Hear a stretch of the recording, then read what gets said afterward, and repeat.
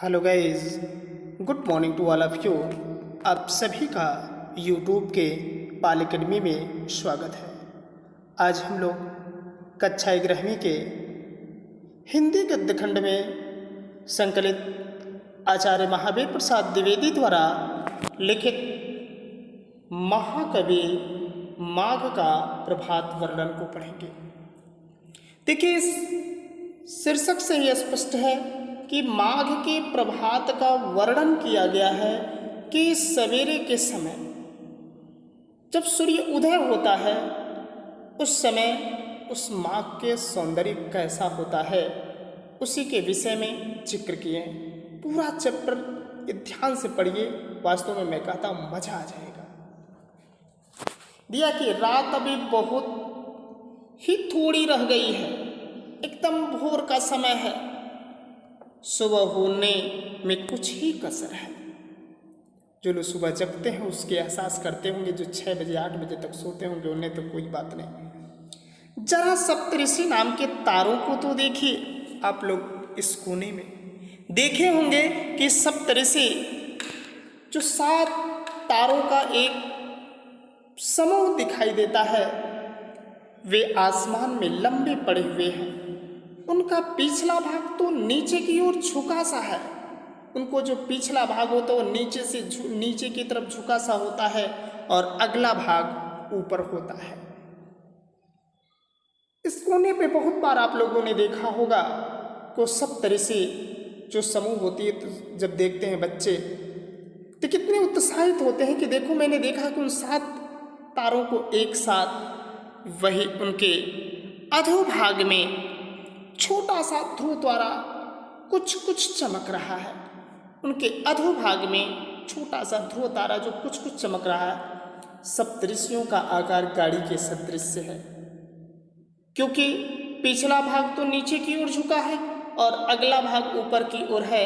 ऐसे मानो कि गाड़ी के आकार का है। बैल की गाड़ी देखे होंगे, बैल जब बड़ा है तो आगे का पोर्शन उठा हुआ, पीछे का पोर्शन झुका हुआ।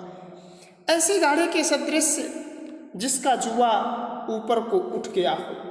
जुआ यानी जुअठा जिसको कहते हैं। आप जानते होंगे कि बैल के कंधे पे रखे जाने वाली जो लकड़ी वो होती है जिससे वो लेके चलता है, उसी को बोलते हैं जुअठा। इसी से उनके अध्रुव तारा के दृश्य को देखकर श्री कृष्ण के बालपन की एक घटना याद आ जाती है। यहाँ पे महावीर प्रसाद द्विवेदी को एक क्या घटना आती है। शिशु श्री कृष्ण को मारने के लिए एक बार गाड़ी का रूप बनाकर सक्टासुर नाम का एक दानव उनके पास आया। देखे भी होंगे आप लोग कृष्ण लीला में कि बचपन में उनको मारने के लिए क्या क्या कोशिश की जाती है कंस के द्वारा। श्री कृष्ण ने पालने में पड़े खेलते खेलते उसे एक लात मार दी। बचपन में बच्चे मार देते हैं तब भी कोई बात नहीं, लेकिन वो कैसे एक लात मारे, देखिए स्थिति क्या होती है। उसके आघात से उसका अग्रभाग ऊपर उठ गया और पश्चिम भाग जो पीछे का भाग है वह खड़ा ही रह गया। इतना तगड़ा मारे कि अगला भाग ऊपर उठ गया, पिछला भाग जहाँ है वही है। श्री कृष्ण उसके तले आ गए। वही दृश्य उस समय, और वो नीचे आ गए तो दिख रहा कि जो टिम टिम जो तारा एक उसमें दिखाई दे रहा है सप्तऋषि। तो यानी यहाँ पे जो सक्टासुर की जो शरीर को ये मानी गई है, मतलब इस लेखक ने विचार किया कि वो सप्तऋषियों का वो मंडल, वो समूह है, और उसमें जो टिमटिमाते हुए तारे के रूप में नीचे आए श्री कृष्ण की तुलना की उपमा दी है।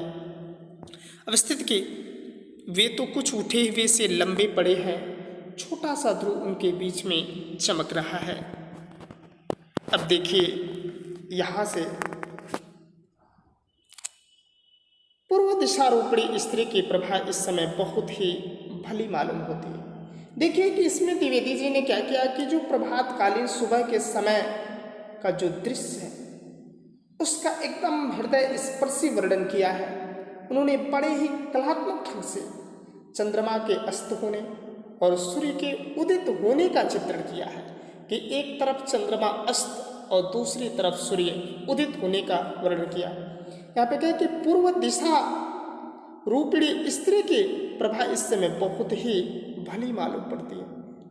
कब पूर्व दिशा को एक रूपवती स्त्री के रूप में उपमा देते हुए द्विवेदी जी कहते हैं कि प्रातः काल में सुबह के समय में पश्चिम की ओर दीप्तहीन होकर अस्त होने वाले चंद्रमा को देख करके जो पूर्व दिशा रूपी जो रूपवती स्त्री है वह हंस रही है, वह उपहास कर रही है किसके? चंद्रमा के, क्योंकि वह तो एकदम दीप्तहीन हो गया और दीप्तहीन होकर वह पश्चिम दिशा में जा रहा है। तो पूर्व दिशा रूपी जो स्त्री की जो प्रभा इस समय बहुत ही भली मालूम पड़ रही, बहुत अच्छी लग रही है, लेकिन वो उपहास करे।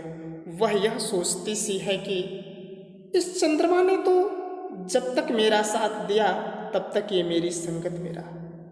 उसने तो यह सोचा कि जब तक वो मेरे साथ था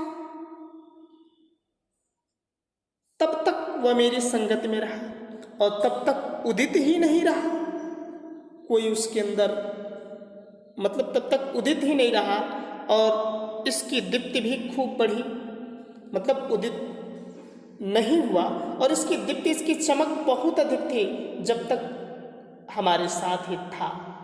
आप देखेंगे कि चंद्रमा रात के समय, यानी जब जो ही सूर्य निकलता है वो पश्चिम की तरफ छुप जाता है, परंतु देखो वही अब पश्चिम दिशा रूपी स्त्री की तरफ जाते ही दीन मतलब हीन दीप्ति होकर पतित हो रहा करके जो ही मुझे छोड़ के गया, उपहास कर रही, कमेंट कर रही है कि जब तक मेरे पास था तब तक चमक थे, उसके पास सब चीज़ें थी और जो ही मुझे छोड़ के जा रहा है। यहाँ पे देखिए कि दो स्त्रियां हैं, एक पूर्व दिशा रूपी स्त्री और एक पश्चिम दिशा रूपी स्त्री, और ये दोनों की गोदों में कैसे ये चंद्रमा खेलता है, इसका वर्णन देखिए कैसे किया गया है। इसी से पूर्व दिशा चंद्रमा को देख देख कर प्रभा के बहाने ईर्ष्या से मुस्कुरा रही है, नफरत से। एक होता है ना कि ईर्ष्या से मुस्कुराना, उस मुस्कुराहट की देखते एंगल क्या नजर आती है, उसे पता तो चल जाता है कि ये मुस्कुराहट कितनी जहर उगल रही है, परंतु चंद्रमा को उसके हंसी मजाक की कुछ भी परवाह नहीं है, उपहास कर रही है। पूर्व दिशा रूपी स्त्री जब तक उसके साथ था तब तक तो बढ़िया था, जे भी छोड़ के जा रहा है इसको कष्ट हो रहा, तकलीफ हो रहा है, लेकिन फिर भी हंस रही है और ईर्ष्या के साथ हंस रही है कि जब तक मेरे साथ था तब तक इसमें चमक थी और आज मुझे छोड़ के जा रहा था, इसमें दीप्तिहीन हो रहा है। वह अपने ही रंग में मस्त मालूम होता है, वह सारी चीज़ों को ध्यान नहीं देता, वह अपने में ही मस्त है। वह पश्चिम दिशा रूपी स्त्री के पास वो जा रहा है।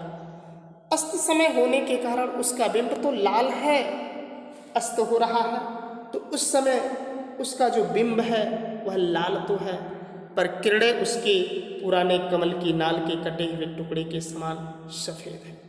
मतलब वो लालिमा है, उसमें लालपना है, लेकिन वह अभी भी जो उससे निकलने वाली जो किरणें अभी भी वह सफ़ेद ही है।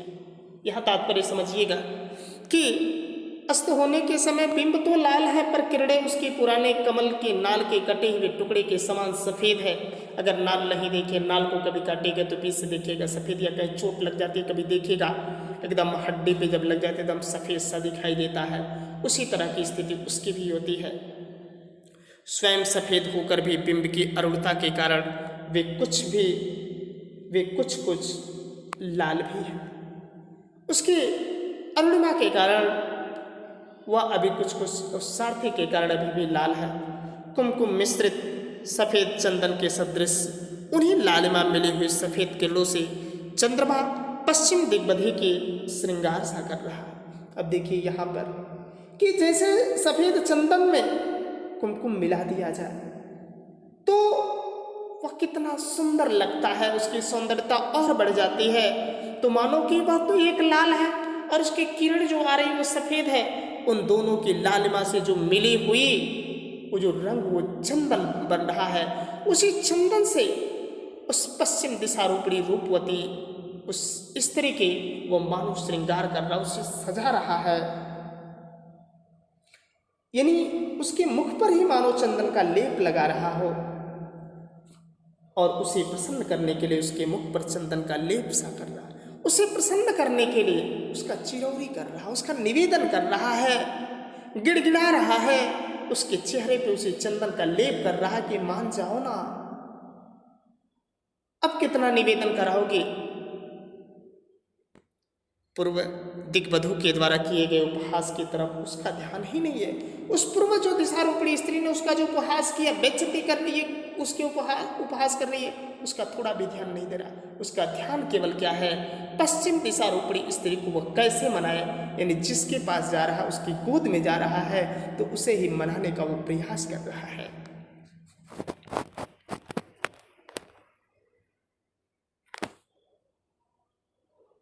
यहाँ से देखिए, जब कमल शोभित होते हैं तब कुमुद नहीं, और जब कुमुद शोभित होते हैं तो कमल नहीं। इन पंक्ति से ही पता चल जाता है कि जब प्रातः कालीन में, जब रात दिन की जो संधिकाल का जो समय होता है, भोर का जो समय होता है, उस प्रकृति में रात और दिन दोनों के मिले जुले प्रतिबिंब किस प्रकार दृष्टिगोचर होते हैं, इसे कमल और कुमुद के माध्यम से स्पष्ट किया गया है। क्योंकि देखिए कि कमल और जो कुमुद है कि दोनों खिलते हैं, लेकिन कमल दिन में खुलता है और कुमुद रात में खिलते हैं, और दोनों का मिलन कभी एक बार नहीं होता। इस स्थिति का वर्णन देखिए यहां पर लेखक ने कैसे किया है। दोनों की कहा कि जब कमल शोभित होते हैं तो कुमुद नहीं, और जब कुमुद शोभित होते हैं तो कमल नहीं।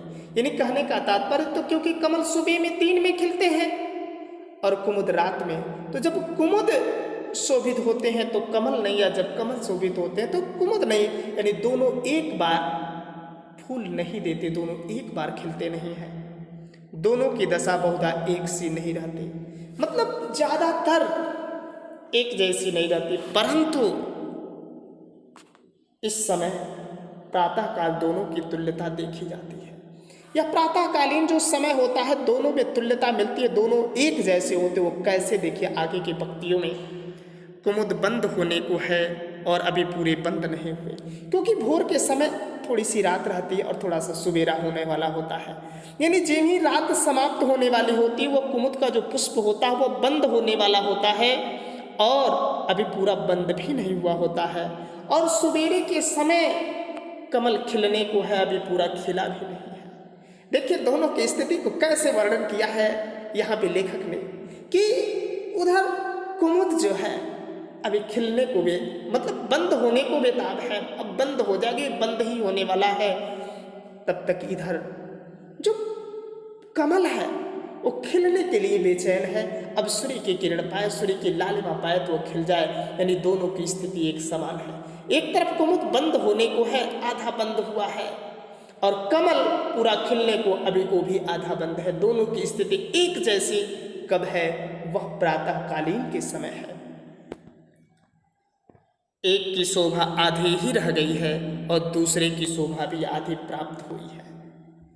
मतलब क्या लिखते हैं ये सब, कि एक की शोभा भी आधी रह गई है, कुमुद की आधी रह गई, आधा बंद होने वाला, और दूसरी तरफ जो कमल की जो शोभा है अभी आधी प्राप्त हुई है, अभी आधी मिलने वाली है। रहे भ्रमर, जो भौरे उस पे मंडराते हैं, सो अभी दोनों पर ही मंडरा रहे हैं।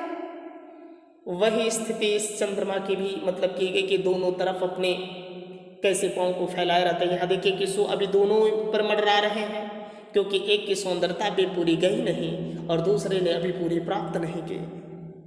उस स्थिति में दोनों पे मंडरा रहे और गुंजारों के बहाने दोनों की प्रशंसा के गीत गा रहे हैं, यानी उनकी प्रशंसा करते हैं। मतलब ये लेखकों और कवियों की ये भाषा है कि जो भौरे उस पर गुनगुनाते हैं, उस पर जो मंडराते हैं, जो आवाज़ फनफनाहट की निकलती है, बच करते हैं, वो मानो कि उसकी तारीफ में कोई गीत गा रहे हों कि उनका रसपान कर सके। और बिना तारीफ का हर चीज़ें देखिए कि हम एक वंदना करते हैं, प्रार्थना करते हैं, उसमें भी ईश्वर की मतलब तारीफ ही करते हैं। इसी से इस समय कुमुद और कमल दोनों ही समता को प्राप्त कर रहे हैं, यानी दोनों की स्थिति समान की बात है कि कब होती है, वह भोर के समय होती है, ना आधी रात आधा दिन की बात होती है। अब जल्द ही दिन होने वाला आते रात समाप्त। सायंकाल जिस समय चंद्रमा का उदय हुआ था उस समय वो बहुत ही लावणमय था। जिस समय चंद्रमा का उदय हुआ था उस समय वो बहुत ही लावण्यमय था, एकदम लालिमा युक्त था। क्रम क्रम से उसकी दीप्ति, उसकी सुंदरता और भी बढ़ गई। वह ठहरा रसिक, चंद्रमा एक नंबर का रसिक है। चंद्रमा उनके दर्शन करता है जिनके दर्शन सूर्य को कभी नसीब नहीं होता। जो दुल्हन, जो औरतें कभी दिन में नहीं निकलती लेकिन रात में तो वो निकलती है, यानी उनके दर्शन का सौभाग्य सिर्फ चंद्रमा को ही प्राप्त है। यानी चंद्रमा रसिक है, वह सबके दर्शन कर लेता है, कोई उससे अछूता नहीं है। यदि जो दिन में नहीं निकलता, रात में तो निकलता ही है बाहर इस प्रकृति में, उस चंद्रमा की रोशनी में वो सबके दर्शन कर लेता है। इतना बड़ा रसिक है चंद्रमा। उसने सोचा यह इतनी बड़ी रात यूं ही कैसे कटेगी। सोचा चंद्रमा इतनी बड़ी रात है, ये रात को कैसे कटेगी। लाओ खिली हुई नवीन कुमुदनियों, कोकाबेलियों के साथ हंसी मजाक ही कर लें। इन नवीन जो कुमुदनियां हैं, इन कुमुदनियों के साथ आओ हंसी मजाक ही तो कर लें। अतः वो उनकी शोभा के साथ हास परिहास करके उनका विकास करने लगा। कहते ना कि मजाक करने में आनंद कितनी अनुभूत होती है, लेकिन मजाक सहने की भी तो क्षमता रखनी चाहिए। विकास करने इस तरह खेलते कूदते सारी रातें बीत गई। चंद्रमा की देखी पूरी रात कैसे बीत गई। वह थक भी गया, शरीर पीला भी पड़ गया। कर जो किरण जाल थी वह सहस्त्र और शिथिल हो गए और इससे दूसरी ओर दिगंगना यानी पश्चिम दिशा की गोद में जा गिरा। एकदम समझिए पीला पड़ गया, एकदम उदास। रात भर मजे लिया, आनंद किया, इन कुमुदनियों के साथ खेला और पश्चिम दिशा रोपड़ी स्त्री की गोद में जाकर गिर गया। यह शायद उसने इसलिए किया कि रात भर के जगे हैं, लाओ अब उसकी गोद में आराम से सो जा। कितना बड़ा रसिक, इधर आनंद लिया और ये सोच रहा कि पश्चिम दिशा रोपड़ी स्त्री के गोद में जाके थोड़ा मैं आराम कर लूँ, मेरी थकान दूर हो जाए, फिर रात आएगी, फिर तो वही क्रियाकलाप चलती रहेगी। कवि ने कितना सोचा है, लेखक ने कितनी सोची है। अंधकार के विकट बैरी महाराज अंशुमाली अभी दिखाई भी नहीं दिए। अंशुमाली यानी सूर्य की बात की गई है, अभी दिखाई भी नहीं दिए थे। तथापि उसके सारथी अरूढ़ी ने उसके अवतीर्ण होने के पहले ही थोड़े ही नहीं समस्त मिलकर समूल नाश कर दिया।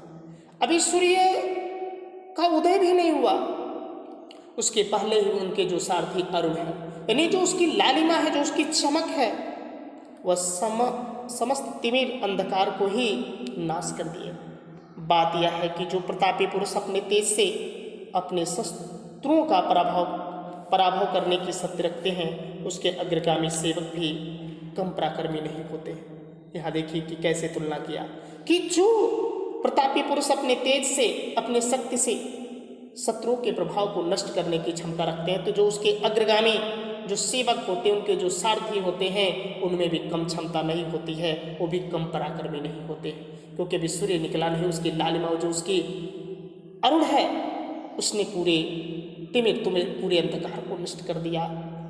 स्वामी को श्रम न देकर वे खुद ही अपने विपक्षियों को उच्छेद कर डालते हैं। नहीं, स्वामी को, अपने मालिक को परिश्रम करने का अवसर नहीं देते, खुद उनके लिए अपनी जान की कुर्बानी देने के लिए तैयार रहते हैं। इस तरह अरुण के द्वारा अखिल अंधकार को तीरोभाव होते ही बेचारी रात पर आफत आ गई। जिन्हें सूर्य का उदय होता है वो अरुण आते हैं, लालिमा आती है, तेहें अंधकार का तीरोभाव होते ही बेचारी रात पर आफत आ गई।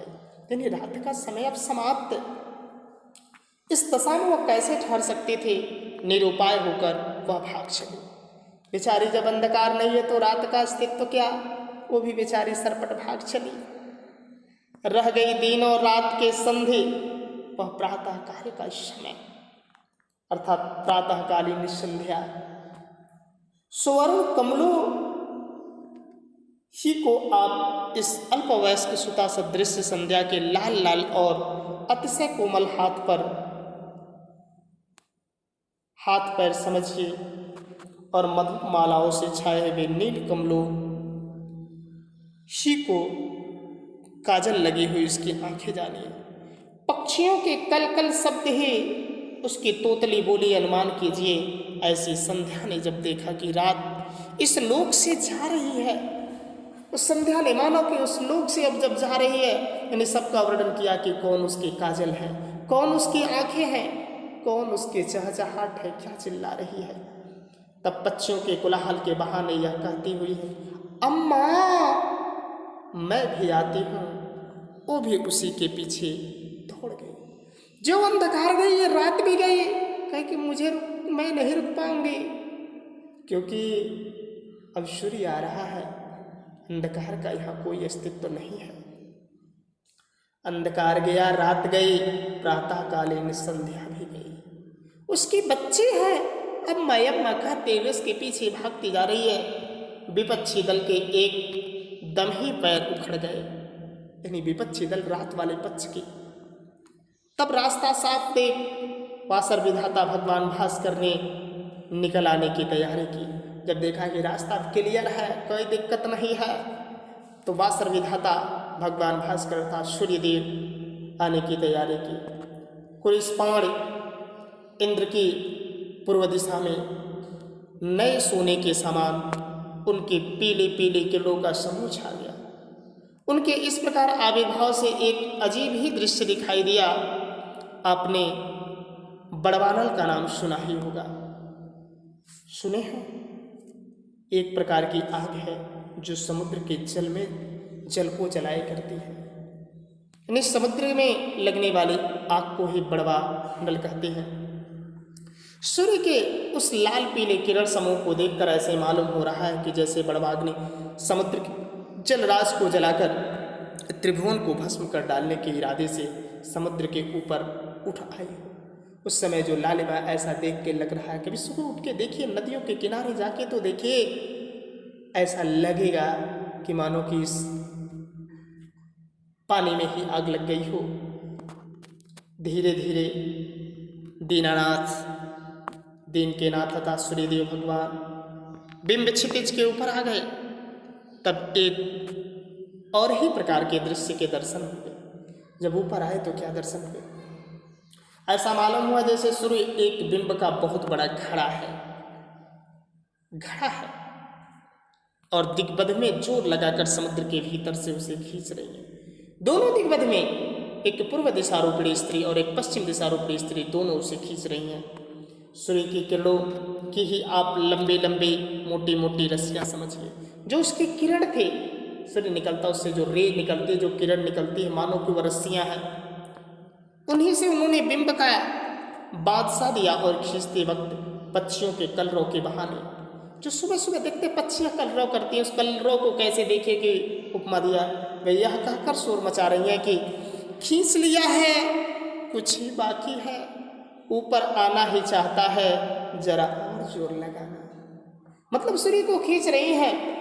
ये मानो कि पक्षियाँ जो चहचहाट कर रही हैं, तो उसको ये माना गया है कि वे पक्षियाँ उसे खींचने का काम कर रही हैं।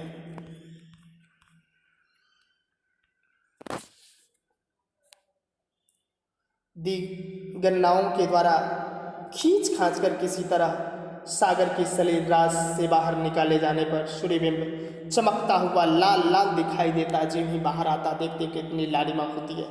अच्छा बताइए तो सही, यह इस तरह का क्यों?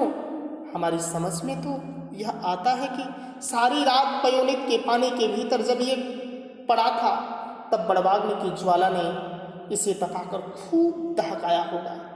तभी तो खैर खदीर के जले हुए कुंदे के अंगार के सदृश लालिमा लिए हुए इतना शुभ्र दिखाई दे रहा। अन्यथा आप ही कहिए, इसके इतने अंगार गौर होने का है क्या कारण हो सकता है?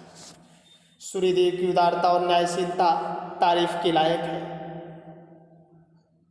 तरफदारी तो उसे छू तक नहीं गए, पक्षपात की तो गंध तक उसमें नहीं। देखिए ना, उदय तो उसका उदयाचल पर हुआ, पर क्षण ही भर में उसने अपने नए किरण कलाप को उसी पर्वत के शिखर पर नहीं, प्रत्युत सभी पर्वत शिखरों पर फैलाकर उन सभी की शोभा बढ़ा दी। उसकी इस उदारता के कारण इस समय ऐसा मालूम हो रहा है जैसे भूधरों ने अपने शिखरों, अपने मस्तकों पर दोपहरिया के लाल लाल फूलों के मुकुट धारण कर लिए।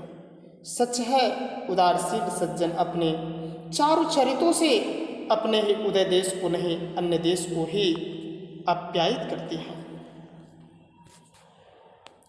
उदयाचल के शिखर रूप आंगन में बाल सूर्य को खेलते हुए धीरे धीरे रेंगते देख पद्मिनियों को बड़ा प्रमोद हुआ। सुंदर बालक को आंगन में जान पाड़ चलते देख स्त्रियों का प्रसन्न होना स्वाभाविक ही है। अतः उन्होंने अपने कमल मुख के विकास के बहाने हंस हंस कर बड़े ही प्रेम से देखा। यह दृश्य देखकर माँ के सदृश अंतरिक्ष देवता का हृदय भर आया। वह पक्षियों के कलरव के मिस बोल उठी, आजा आजा, आ बेटा आ। फिर क्या था? बाल सूर्य बाल लीला दिखाता हुआ झट अपने मृदुल कर किरणें फैलाकर अंतरिक्ष की गोद में कूद गया। उदयाचल का उदित होकर जरा ही देर वह आकाश में आ गया। आकाश में सूर्य के दिखाई देते ही नदियों ने विलक्षण ही रूप धारण किया। दोनों तटों या कगारों के बीच से बहते हुए जल पर सूर्य की लाल लाल प्रातःकालीन धूप जो पड़ी वह जल परिपक्व मदिरा के रंग सदृश हो गया। अतएव ऐसा मालूम होने लगा जैसे सूर्य की ने किरण बाणों से अंधकार रूपी हाथियों की घटा को सर्वत्र मार गिराया हो। अब देखिए कि उस समय की लालिमा को ऐसे लग रही है उन्हीं के घावों से निकला हुआ जो रुधिर बहकर नदियों में आ गया और उसी के मिश्रण से जल का लाल हो गया। कहीं यह सूझ कैसी बहुत दूर की तो नहीं। यहाँ पे महावीर प्रसाद द्विवेदी जी ने ऐसा कल्पना किया कि जैसे सूर्य किरण बाणों ने अंधकार रूपी हाथियों की घटा को सर्वत्र मार गिराया हो और उन्हीं घावों से जो निकला हुआ जो रक्त है वह इस समुद्र में आया है और लालिमा है और मानो कि उसने एकदम मदिरा यानी शराब का रूप धारण कर लिया है।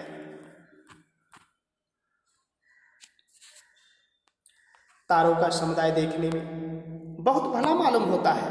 यह सच है, यह भी सच है कि भले आदमियों को न कष्ट ही देना चाहिए और न ही उनके स्थान से च्युत ही करना या हटाना चाहिए। अब देखिए कि कह रहा कि तारों के समुदाय को देखकर तो भला मालूम होता, भाई अच्छा दिखते हैं, लेकिन सच ये है कि भले आदमियों को कभी भी उनके जगह से उनके स्थान से नहीं हटाना चाहिए, उन्हें कष्ट नहीं देना चाहिए। परंतु सूर्य का उदय अंधकार का नाश करने के लिए होता है। सूर्य का उदय तो अंधकार को नष्ट करने के लिए और तारों की श्री वृद्धि अंधकार की ही बदौलत है। ये ध्यान दीजिएगा, बहुत अच्छी पक्ति है कि तारों की जो श्री वृद्धि है, उनकी जो भाव है, जो गरिमा है, वह अंधकार की ही बदौलत है। और इसी से लाचार होकर सूर्य को अंधकार के साथ ही तारों को भी विवश करना पड़ा। यानी कहने का तात्पर्य कि यदि आपका जो शत्रु है, यानी शत्रु का जो सहयोगी है, शत्रु के साथ उस सहयोगी को भी नष्ट कर देना चाहिए, उसके भी प्रभाव का अंत कर देना चाहिए, क्योंकि यदि वो रहेगा फिर भी आपसे बदला लेगा। वही चीज़ें यहाँ कही गई हैं। उसे उनको भी जबरदस्ती निकाल कर बाहर करना पड़ा। बात यह है कि शत्रु की बदौलत ही जिन लोगों की संपत्ति और प्रभुता प्राप्त हुई, यानी शत्रु की वजह से जिन शक्तिशाली हुए, संप्रभुता प्राप्त हुई, संपत्ति प्राप्त हुई, उनको भी मार भगाना पड़ता है। शत्रु के साथ ही उनका भी विनाश साधन करना ही पड़ता है। न करने से भय का कारण बना ही रहता है। राजनीति यही कहती है। महावीर प्रसाद द्विवेदी जी कहते हैं कि राजनीति यही कहती है कि आप यानी कि शत्रु के धन से पले बढ़े लोगों जो हैं, यानी कि वह शत्रु का नाश करते हैं तो वो आपके लिए घातक है। उनके साथ साथ उनका भी नाश कर दीजिए। सूर्योदय होते ही अंधकार भयभीत होकर भाग कर वह कहीं गुहाओं के भीतर और कहीं घरों के कोनों और कोठरियों के भीतर जा छिपा, मगर वहाँ भी उसका गुजारा न हुआ। सूर्यदेव बहुत दूर आकाश में था, तथापि उसके प्रबल तेज प्रताप ने छिपे हुए अंधकार को उनकी जगहों से भी बाहर किया। निकाला है नहीं, अपितु उसका सर्वथा नाश भी कर दिया। बात यह है कि तेजस्वी का कुछ स्वभाव ही ऐसा होता है कि एक निश्चित स्थान में रहकर भी अपने प्रताप की धाक दूर स्थित शत्रुओं का भी सर्वनाश कर देते हैं। ऐसी स्थिति होती है। शक्तिशाली व्यक्तियों की। सूर्य और चंद्रमा ये दोनों ही आकाश की दो आंखों के समान है। उनमें से कैसे तुलना किए देखिएगा। सहस्त्री करणात्मक मूर्तिधारी सूर्य ने ऊपर उठकर वह अशेष लोकों का अंधकार दूर कर दिया, तब वह खूब ही चमक उठा। उधर बेचारा चंद्रमा किरणहीन हो जाने से बहुत ही धूमिल हो गया। इस तरह आकाश की एक आंख तो खूब तेजस्क और दूसरी तेजहीन हो गई। अतएव ऐसा मालूम हुआ कि जैसे एक आंख प्रकाशवती और दूसरी अंधी वाला आकाश काना हो गया। कुमुदनियों का समूह शोभाहीन हो गया और सरोवरों का समूह शोभा संपन्न। उल्कों को तो शोक ने आ घेरा और चक्रवातों को अत्यानंद ने। इसी तरह सूर्य तो उदय हो गया और चंद्रमा अस्त। कैसा आश्चर्यजनक विरोधी दृश्य है। दुष्ट दय की चेष्टाओं का परिपाक कहते नहीं बनता, वह बड़ी ही विचित्र है। किसी को तो वह हंसाता है और किसी को रुलाता है। प्रकृति की देन है। सूर्य को आप दिग्वधुओं का पति समझ लीजिए। सूर्य को दिग्वधुओं की पति समझ लीजिए। पश्चिम दिशारूपणी और पूर्व दिशारूपणी स्त्री का पति किसी माना गया है सूर्य। और ये भी समझ ले कि पिछली रात वह कहीं और किसी जगह अर्थात विदेश चला गया था, सऊदी चला गया था, कहीं विदेश चला गया था। मौका पाकर इसी बीच उसकी जगह पर चंद्रमा आ भी राजा उसके घर, इसीलिए तो उसे गुस्सा है, इतनी लालिमा है उसके अंदर। पर जे ही सूर्य अपना प्रवास समाप्त करके सवेरे पूर्व दिशा पर फिर आधम का, तेने उसे देख चंद्रमा के होश उड़ गए। बेचारे चोरी से आए थे, चुपके से आए थे, तो इसलिए अब होश उड़ गए। अब क्या हो, और कोई उपाय न देख अपने किरण समूह को कपड़े लत्ते के सदृश छोड़ उपपत्ति के समान गर्दन झुकार वह पश्चिम दिशारूपणी खिड़की के रास्ते वह क्या किया, निकल भागा। वो खिड़की के रास्ते में चंद्रमा कैसे निकल भागा है। महामहिम भगवान मधुसूदन जिस समय कल्पांत के समस्त लोकों का प्रलय बात की बात में कर देते हैं, उस समय अपने समधिक अनुरागवती श्री लक्ष्मी को धारण करके उन्हें साथ लेकर क्षीर सागर में अकेले ही जा विराजते हैं। दिन चढ़ आने पर महिमामय भगवान भास्कर भी उसी तरह एक क्षण में सारे तारालोक का संहार करके अपने अतिशायनी श्री शोभा के सहित क्षीर सागर के ही समान आकाश में देखिए, वह अब यह अकेले ही मौज कर रहे हैं। यह आचार्य महावीर प्रसाद द्विवेदी के द्वारा लिखा गया निबंध है और बहुत ही अच्छा इन्होंने लिखा है कि सूर्य चंद्रमा के विषय में कि जो दोनों दिशाएं हैं वह सूर्य की पत्नी के रूप में हैं और वो कहीं चले जाते हैं तो देखिए कि उसका कैसे दुरुपयोग करते हैं चंद्रमा। Thanks for watching the video.